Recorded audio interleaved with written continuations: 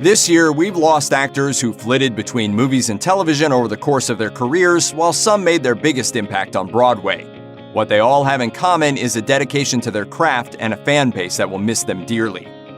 You might remember him as Murray Futterman from the 80s classic Gremlins, but the man behind the paranoid World War II vet was prolific screen actor Dick Miller. The Bronx-born actor made quite the name for himself in the boxing ring while serving in the U.S. Navy, but his career path swerved when he met legendary B-movie producer Roger Corman in the 1950s. He starred in a number of Corman's movies, but Miller's biggest role came towards the end of the decade, when he starred as murderous busboy Walter Paisley in 1959's A Bucket of Blood. After Variety announced Miller's death in January, Joe Dante, who directed Miller in Gremlins, among other films, tweeted a tribute to Miller. The director wrote, "I always looked for a role for Dick, not just because he was my friend, but because I loved watching him act. But he leaves behind over 100 performances, a bio, and a doc. Not bad for a guy who hardly ever enjoyed a starring role." Stephen Levy, known professionally as Steve Bean, sadly succumbed to a rare form of nose cancer in January 2019. The comedian and actor went into great detail about his shock 2016 diagnosis in an essay titled My Year Without a Nose, published by Mel Magazine in 2018, revealing that he'd been given a year to live after undergoing surgery to remove his nose. "My sense of humor came back about a month ago, not a moment too soon either. The latest scans show yet another recurrence of the cancer. The doctors tell me I have 9 to 12 months to live." Levy managed to fight on for a while, passing away towards the end of January. He was 58. According to Variety, the Massachusetts native got his start on the stand-up scene, becoming a household name in Boston.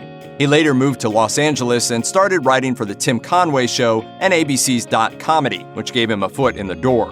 He scored minor parts in shows like Quantum Leap and Murder, She Wrote, carving out a career as a dependable television actor. He worked right up until his diagnosis. Levy is survived by his wife, Caroline Kerrigan, and his son, Jacob Randall Levy. Sci-fi fans will no doubt recognize him as guest star turned regular Jacob Carter from Stargate SG-1, but Carmen Argenziano played a variety of roles throughout a long career in the business. He got his start in the early 70s and eventually settled into a career as a character actor in the decades that followed, becoming a regular on our TV screens. Argenziano's agency Event Horizon Talent announced his passing at the age of 75 on Facebook, where they called the veteran actor a consummate gentleman. The Post made special mention of Argenziano's work on Stargate SG-1, saying the actor had relished being on the show for 7 years. Many will remember him as overly optimistic stuntman Super Dave Osborne, but by the time of his passing, writer and actor Bob Einstein had become known for his role as Marty Funkhauser on HBO's Curb Your Enthusiasm. "My nephew, who was an all-star pitcher, he's up there now in a cast. Why did you have to fight him for the pickle?" Einstein passed away in January at the age of 76, not long after being diagnosed with cancer. Shortly after the news broke, Curb Your Enthusiasm star and co-creator Larry David released a statement saying, "Never have I seen an actor enjoy a role the way Bob did playing Marty Funkhauser on Curb. It was an amazing, unforgettable experience knowing and working with him. There was no one like him, as he told us again and again. We're all in a state of shock." Einstein emerged as one of the funniest writers in Tinseltown during the early 1970s. He won his first Emmy for his early work on the Smothers Brothers Comedy Hour and picked up his second win for Dick Van Dyke's mid-70s vehicle, Van Dyke and Company. He didn't have a whole bunch of feature-length appearances to his name. His most notable film role came in 2007 when he popped up as Agent Caldwell in Ocean's 13. But Einstein's pinpoint comic timing and unique gravelly voice made him a regular on American television. Countless actors have played the role of Ebenezer Scrooge, but the Albert Finney-led Scrooge, a 1970 version of A Christmas Carol, became one of the most endearing and is still beamed into households across the UK every December. Younger film fans will probably recognize him from Aaron Brockovich and the James Bond film Skyfall. By the time he appeared in the critically acclaimed spy flick, Finney had already fought kidney cancer and won. He was diagnosed in 2007, but was given the all-clear following some intense chemotherapy. While he was a popular actor and a critical darling, Finney shunned the limelight. He turned down a knighthood from the Queen and received 5 Oscar nominations, 4 of which were for Best Actor, but never showed up to the ceremony once. Speaking to the Manchester Evening News in 2012, Finney said simply, "It seems silly to go over there and beg for an award." Skyfall, released in 2012, proved to be Finney's final film role. but the actor remained with us until February when he passed away at the age of 82 after what his family called a short illness. It seemed as though Carol Channing was going to go on forever, but the smiley star of enduring Broadway musical Hello, Dolly sadly died in January 2019. She was 97 years old. The Seattle-born actress won a Tony for her career-defining portrayal of matchmaker Dolly Levy in the long-running production, which paid tribute to her after learning of her death. The current Hello, Dolly touring company said in a statement, "We are deeply saddened by the passing of the one and only Carol Channing. She was a dolly for the ages and a true icon of the American theater. She lost out to Marilyn Monroe when Hollywood adapted her first theatrical hit, Gentlemen Prefer Blondes, for the big screen in the 50s. But that didn't stop Channing from trying to crack the whole moving picture thing. The following decade, she succeeded. The actress won a Golden Globe and was nominated for an Academy Award after a memorable performance in 1967's Thoroughly Modern Millie. Julie Adams was one of Universal's leading ladies during the 1950s, starring in the classic 1954 monster picture Creature from the Black Lagoon.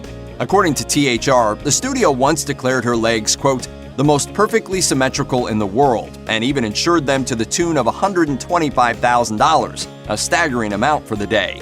In February 2019, her son, TV editor Mitchell Danton, informed the Hollywood trade that Adams had passed away in Los Angeles. She was 92. Adams was way more than just the object of a lagoon creature's affections. She starred opposite legends Elvis Presley and John Wayne and made several forays into television over the course of a long career. And when we say long, we mean long. She made her first appearance in 1949 and her last in a short titled The Lucky Southern Star in 2018. Guillermo del Toro, whose Oscar-winning film The Shape of Water was something of a spiritual successor to Creature from the Black Lagoon, was among the famous mourners. I mourn Julie Adams' passing. It hurts in a place deep in me, where monsters swim. She was probably best known for her engagement to Office Space star Ron Livingston at one stage, the pair having met on the set of 2000's Beat. But Lisa Sheridan managed to hold her own in the industry after they split in 2003. She made appearances in CSI Miami and Without a Trace the following year, and in 2005 joined the cast of Invasion, starring in the ABC mystery series for 2 seasons. She would go on to land various supporting parts in a number of TV shows, but Invasion turned out to be an early peak in a career cut short. In February 2019, Sheridan's manager Mitch Clem confirmed to People that the actress had passed away at the age of 44. We all loved Lisa very much and are devastated by the loss we all feel. She passed away Monday morning at home in her apartment in New Orleans. Sitcom veteran Katherine Helmond died in February 2019 of complications from Alzheimer's disease. She was 89 years old. Her talent agency confirmed that Helmond, whose film career started in the mid-1950s with biblical epic Wine of Mourning, passed away at home in Los Angeles. Said former Who's the Boss co-star Judith Light, "She taught me so much about life and inspired me indelibly by watching her work. Katherine was a gift to our business and to the world and will be deeply missed." Many will remember Helmond from Soap, a controversial parody of the conventional soap opera. She starred as naive socialite Jessica Tate from 1977 until 1981 when the ABC show stopped airing. Helmond reunited with ABC in 1984 when she agreed to play Mona Robinson in Who's the Boss, the role that she would ultimately become best known for. The 2-time Golden Globe winner was on Who's the Boss for 8 years, appearing in almost 200 episodes in that time. Helmond remained a sitcom stalwart in the years that followed, popping up in Everybody Loves Raymond sporadically for the better part of a decade. But she was more than a TV star. She was a regular Terry Gilliam collaborator, appearing in 3 of the Monty Python Vets movies. She portrayed Mrs. Ogre in the cult classic Time Bandits, the surgery-loving mother in Brazil, and she even had a role in drug-fueled tour de force Fear and Loathing in Las Vegas, playing the hotel clerk. Jan Michael Vincent, who is best known for 80s TV series Airwolf, passed away in February 2019. The Denver native portrayed cello-playing helicopter pilot Stringfellow Hawk on the show, a slight diversion from the tough guys and rebels he was used to playing. Away from the camera, Vincent had his troubles with the law. He pled guilty to drunk driving in 1997 after breaking his own neck in a collision, though he avoided jail. He wasn't so lucky in 2000 when he was sentenced to 60 days behind bars for assaulting his girlfriend. The actor reportedly struggled with alcoholism and clearly had some demons, but Vincent still had friends in Hollywood when he passed away. In a tweet, Vincent's Big Wednesday co-star Gary Busey remembered his old friend. God bless you, Jan Michael Vincent, in the spiritual realm. He became a teen heartthrob playing Dylan McKay on decade-defining 90s drama Beverly Hills 90210, and he experienced a recent resurgence on the CW's Riverdale. But the continuing career of Luke Perry was sadly cut short in March 2019.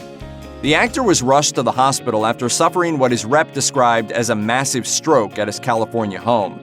He remained under observation for a further 5 days before passing away with his family by his bedside.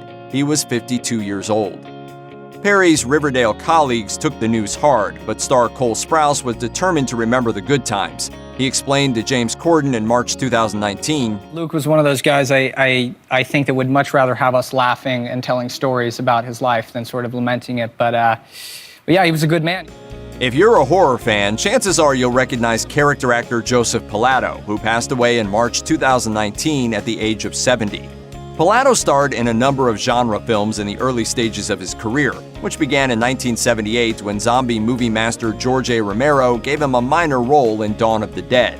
He would go on to work with Romero in 1981's Night Riders. He played the disgruntled fairground worker in the bizarre biker gang caper, and again in 1985's Day of the Dead, which marked Pilato's most famous film appearance. The Pittsburgh actor played mentally unstable antagonist Captain Rhodes in the Grizzly sequel, turning in a memorable performance despite being the character's polar opposite in real life. Pilato explained during a 2010 interview with the Horror Channel, "I was pretty left of center politically and was very influenced by my anti-Vietnam War experience. Rhodes was everything antithetical to my political belief, and it's usually very easy to play an opposite or villainous character, and Rhodes was the epitome." His name will forever be associated with Romero's cult zombie franchise, but what you probably don't know about Pilato is that he almost appeared in one of the most influential movies of the 90s. He was cast as a Dean Martin lookalike in Quentin Tarantino's classic Pulp Fiction, though unfortunately for him, his scene wound up getting cut from the final film. Sadly, this is only a portion of the actors who passed away in 2019 so far. Here's a look at some of the other stars who enhanced our lives before leaving us too soon. Paul Koslow, Kay Ballard, Louisa Moritz, Christoph St. John, Jed Allen, Denise DuBarry-Hay, Mitzi Hogue, Phoebe Anderson, Seymour Cassell, Richard Erdman, Isaac Cappy,